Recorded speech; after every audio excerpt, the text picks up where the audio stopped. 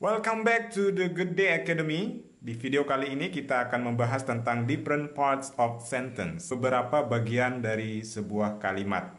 Di video kali ini kita akan belajar dua hal utama, yaitu pertama adalah what is a sentence. Jadi di sini nanti kita akan mencoba membahas apa itu kalimat dalam bahasa Inggris. Kemudian kedua, kita akan mempelajari what are the different parts of a sentence in English. Jadi nanti kita akan mempelajari bagian-bagian dari kalimat dalam bahasa Inggris.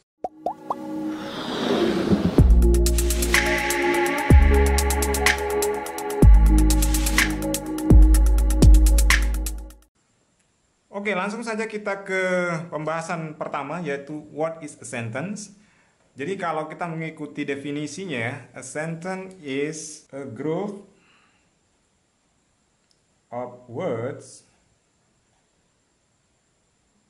that express a complete idea.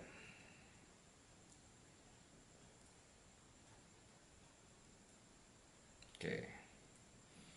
A group of words that express a complete idea. Jadi dia sekumpulan kata yang digabungkan, kemudian dia mengekspresikan satu ide yang utuh.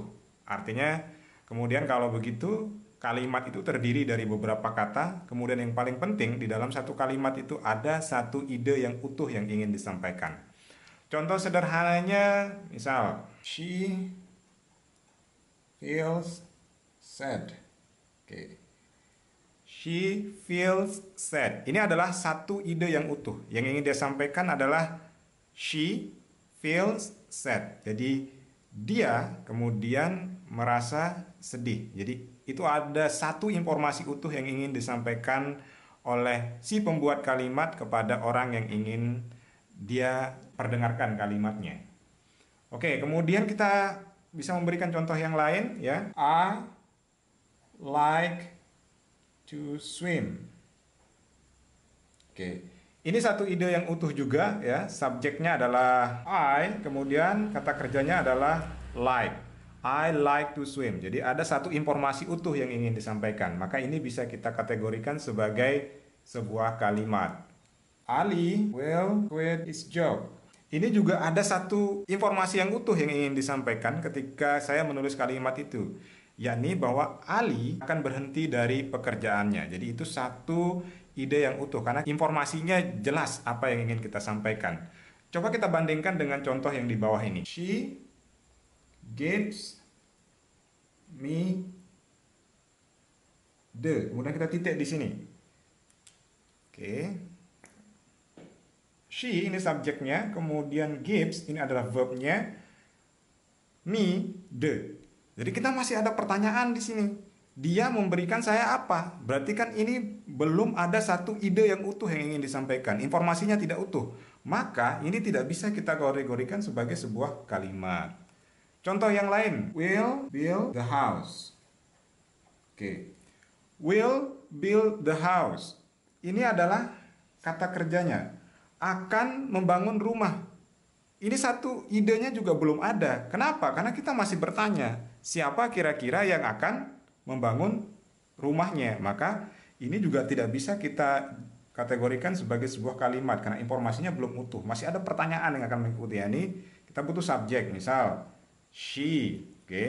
Atau kalau kita mau jadikan yang ini kalimat, she gives me the book. Maka ini dia akan menjadi utuh informasi yang ingin disampaikan dan ini bisa kita sebut sebagai sebuah kalimat. Oke, kalimat itu sendiri bisa menyatakan beberapa hal. Oke. Yang pertama, kalimat itu bisa berbentuk sebuah statement, a statement. Atau biasanya kalau belajar di buku-buku grammar itu ditandai dengan kalimat positif atau afirmatif.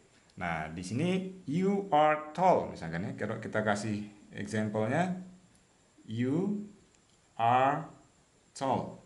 Oke. Ini kan satu informasinya utuh. Kita tidak punya pertanyaan lagi. Ketika kita dibilang you are tall, berarti informasi yang ingin disampaikan oleh si pembuat kalimat langsung kita pahami. Oke. Jadi kalau kita ini adalah subjeknya, kemudian ini adalah kata kerjanya.